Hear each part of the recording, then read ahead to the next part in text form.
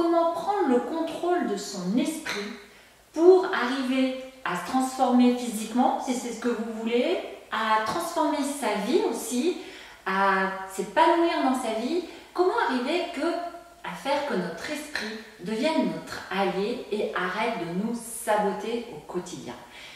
Bonjour mes reines, c'est ce que je vais vous partager aujourd'hui dans cette vidéo. Je vais vous partager ma technique, ma méthode, ma façon de procéder pour faire que j'arrive à avancer dans ma vie, pour arriver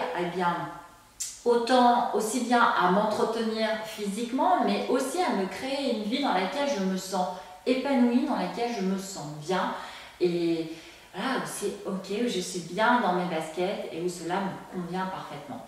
Alors déjà, je ne sais pas si vous avez remarqué, mais souvent déjà dès le matin, au réveil, on attaque l'hamster dans sa tête. Quand je dis l'hamster, c'est le petit hamster là, qui est dans sa roue et qui commence à peine à vous dire quand vous vous levez, eh bien si vous arrivez devant votre glace pour faire votre toilette dans votre salle de bain, qui commence déjà à vous dire oh là là, quelle mine tu as, c'est terrible, oh toujours cette poche sous les yeux, oh ma pauvre comme tu vieillis, vous voyez, voilà, toutes ces remarques, mais c'est hyper, en plus on est tout le temps, mais vraiment mauvaise envers soi-même, je ne sais pas si c'est terrible, c'est vraiment terrible. On se dit, mais notre tête nous raconte mais vraiment un discours qui est absolument inacceptable. Voilà, il ne faut pas accepter ça, clairement. Alors je vais vraiment vous donner des exemples très concrets dans cette vidéo.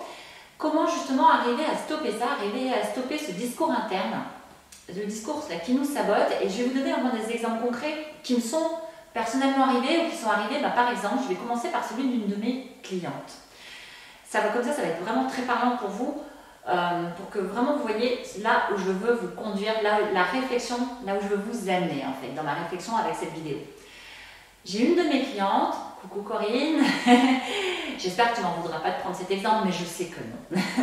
Donc, Corinne, une de mes clientes, a donc sa grand-mère qui est âgée, et qui dernièrement a été hospitalisée d'urgence. Elle a 90 ans. Et Corinne, du coup, qui a attaqué depuis un bon petit moment, une belle routine sportive, qui a perdu ses 8 kilos, qui se sent bien, qui se sent aussi beaucoup mieux dans ses baskets parce qu'elle a fait aussi un travail très personnel sur elle-même, elle est plus confiante, elle a pris plus d'assurance, elle sait plus où elle va aussi dans la vie, ce qu'elle veut. Mais en attendant, il y a eu cette nouvelle de sa grand-mère hospitalisée à 90 ans dont elle est très proche, puisque je crois qu'elle a élevé une bonne partie de sa vie. Donc, et soudainement, qu'est-ce qui lui est d'emblée venu à l'esprit? Eh bien, ça a été de se dire, d'emblée, voilà, les pensées toxiques qui sont venues dans sa tête, ça a été oh là là, ça y est, c'est la fin. Alors Corinne habite Paris, sa grand-mère habite Lyon et tout, il faut à tout prix que j'aille la voir. Et puis alors bien sûr, ça a généré énormément de tristesse, elle était mal, elle n'avait plus le courage de rien. Ça a eu un impact sur tout son quotidien, sur tout ce qu'elle avait mis en place depuis une petite année tout de même. Et bien pour le coup, plus vraiment le courage de continuer à faire du sport, plus vraiment le courage de se projeter dans un beau projet, elle venait d'acheter une maison et tout ça, mais vraiment plus le courage non plus de se projeter là-dedans, plus vraiment le courage, plus rien, plus pas le moral, pas bien. Et ça entretenait dans sa tête, parce que là, ça y est, 90 ans, c'est fini. Et du coup, et ça y est. Et alors, attendez, vous imaginez tout l'escamotage que ça peut avoir. Elle va énormément me manquer quand elle sera plus là. Comment je vais faire quand même, parce que c'était mon pilier. Vous voyez, là où son esprit est allé quand même. Et du coup, l'effet que ça a eu sur son quotidien et dans sa vie. Voilà. Maintenant, je vais vous donner encore un deuxième exemple. Et après, je reviendrai sur la façon de procéder en fait, pour ramener tout ça à la réalité quelque part. Deuxième exemple, j'ai une amie qui a la cinquantaine et en plus je suis dans le même cas qu'elle, c'est-à-dire qu'elle a des enfants, les siens sont un peu plus âgés que les miens, donc 23 et 25 ans, et donc eh bien, ils ont quitté la maison, l'un derrière l'autre quasiment en plus, hein, donc il n'y a pas eu vraiment de transition.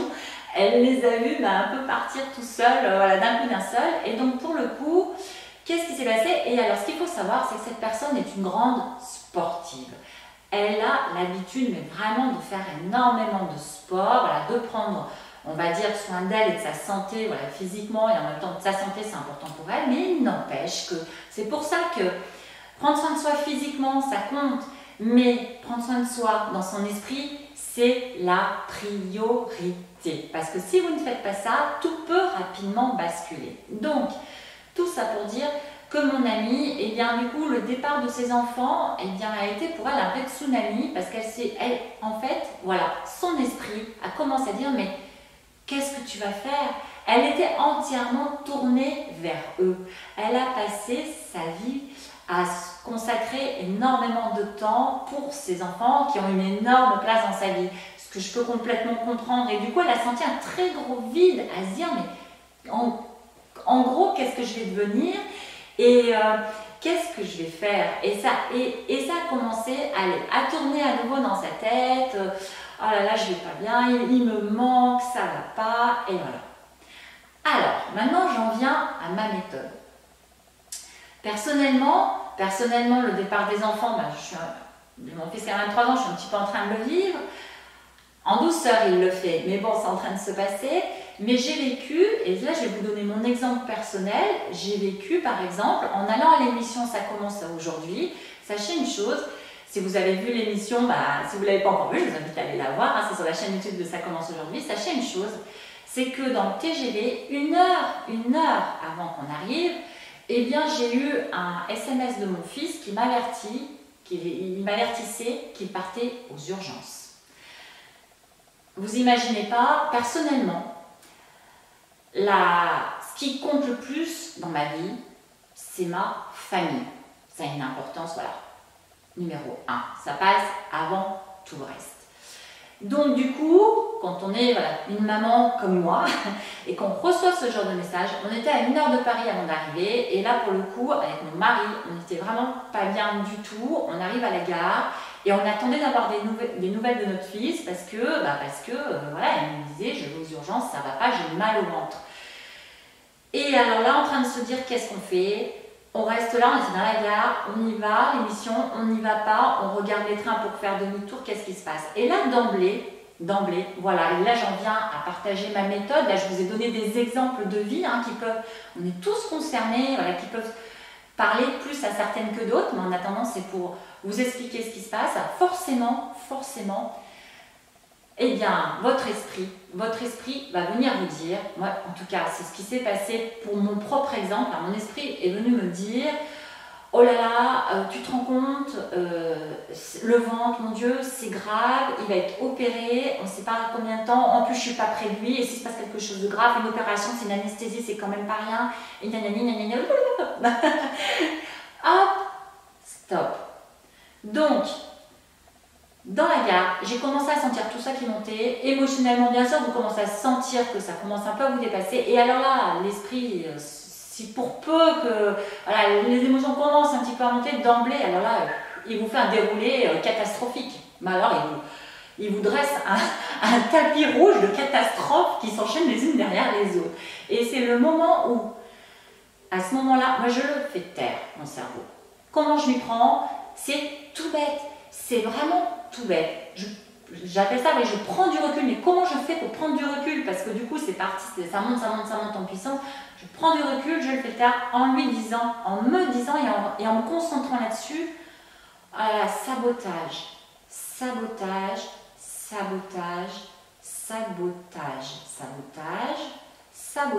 Et je me centre sur ce mot. Et ensuite, j'enquille avec ce n'est pas la réalité. Ce n'est pas la réalité. Vous voyez, je me suis créé une sorte de mantra, on va dire, une sorte de discours interne qui fait que dès que je sens que mon esprit part, parce que clairement, je vais vous expliquer dans les 3 cas, ce qui s'est passé pour le cas de Corinne, de ma cliente, de mon amie avec ses enfants qui sont partis et du mien. Et vous allez vous rendre compte, mais je suis sûre que vous avez vous-même eu cette expérience. C'est-à-dire que, voilà, sabotage, sabotage, sabotage, ça n'est pas la réalité. Poum, ça me permet, mon cerveau du coup fait focus sur cette phrase. Hein, ce n'est pas la réalité, ce n'est pas la réalité, sabotage. Et du coup, hop, je le dévie, je le fais se concentrer là-dessus et plus partir dans des trucs sombres. Voilà. Et d'emblée, hop, du coup, ce n'est pas la réalité. La réalité, du coup, voilà, j'enquille sur ce mot-là, la réalité, c'est quoi? Ok, ton fils pas aux urgences, on ne sait pas en effet ce qu'il a, il a mal au ventre. Là, on attend, il a dit qu'il nous tenait très vite au courant et on voit. Et on laisse tomber. D'accord? Alors là, moi, je me sens beaucoup sur moi, respiration, on laisse tomber. On laisse tomber les émotions, on laisse passer la pression.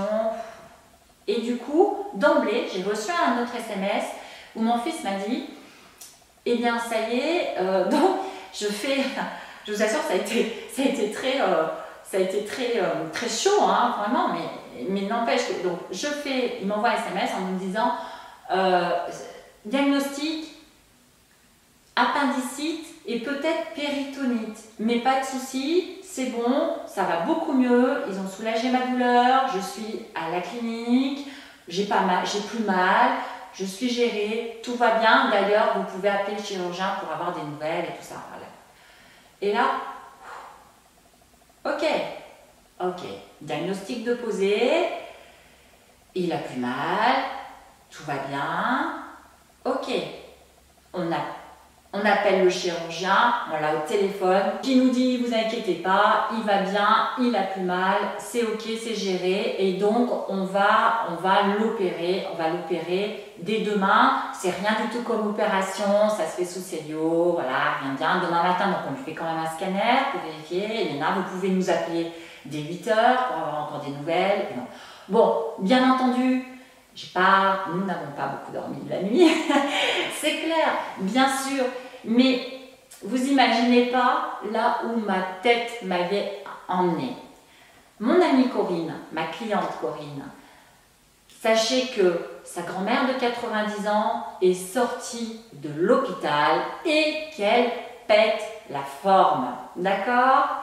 Quant à mon amie, en effet, dont les enfants sont partis, où elle a commencé à se dire quelle va être ma vie, voilà, c'est le gros vide et tout ça, eh bien, elle recommence déjà à lire très souvent. Elle, avec son mari, elle redécouvre les plaisirs des petits week-ends en amoureux avec son mari. Elle apprend à se connaître et du coup à retrouver des plaisirs qu'elle avait beaucoup plus jeune, qu'elle ne faisait plus. Et du coup, à se faire plus plaisir, à prendre soin d'elle. Donc, oui, en effet, notre cerveau, vous voyez, il nous fait ruminer, il nous envoie dans énormément de choses et souvent, et très malheureusement, c'est toxique. Pourquoi? Pourquoi on a ces pensées toxiques? Parce qu'en fait, à 40, 50 ans, de toute façon, on a un vécu, on a une histoire, c'est ce que je raconte souvent. Et pour le coup, on a aussi souvent des périodes où on a eu des difficultés, où on a eu des échecs. Je déteste ce mot-là, mais pour moi, ce sont des apprentissages. Mais en attendant, voilà, en France, on appelle ça un échec. Et donc on s'est auto-flageolé, on a passé notre temps à se dire « Ah, t'as pas réussi, t'es nul, t'es gna. » Et en plus, on est dans une culture aussi où il faut être bien, il faut toujours avoir le sourire, il faut toujours être belle, il faut toujours être mince, être musclé, gna. Et donc on essaie à tout prix de rentrer dans ce moule-là pour, toujours pour les autres. Mais au bout du compte, ce qui compte avant tout, c'est de se sentir déjà bien à l'intérieur et c'est déjà d'arriver à changer son discours intérieur envers soi-même. Changez ce discours intérieur déjà envers vous-même et je peux vous dire que vous designerez, vous dessinerez le corps que vous voulez presque naturellement à partir du moment où vous avez commencé à justement travailler là-dessus et aussi la vie que vous voulez. Je vous kiffe, j'espère que cette vidéo vous a plu. Je vous embrasse très fort mes reines. Partagez-la si vous pensez qu'elle peut aider des femmes autour de vous. Et puis bien sûr, je vous retrouve dans une toute prochaine vidéo. Mettez-moi vos commentaires dessous cette vidéo, j'ai vraiment envie de vous lire. Dites-moi quel sujet vous aimeriez que j'aborde. Et je vous dis à très très vite. Bye bye.